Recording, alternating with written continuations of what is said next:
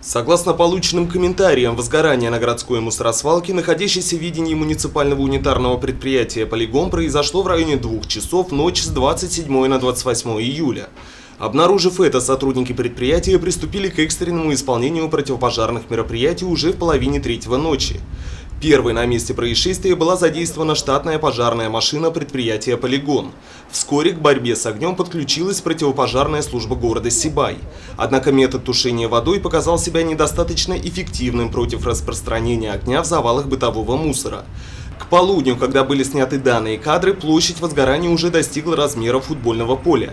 Сейчас на месте происшествия задействованы все технические ресурсы предприятия: пожарная машина, экскаватор, бульдозер и арендованный КАМАЗ. Над местом возгорания настилают плотный слой грунта, дабы ограничить поступление кислорода к очагу. Однако едкий дым, выделяемый в процессе сгорания пластиковых отходов, существенно затрудняет проведение данных противопожарных мероприятий.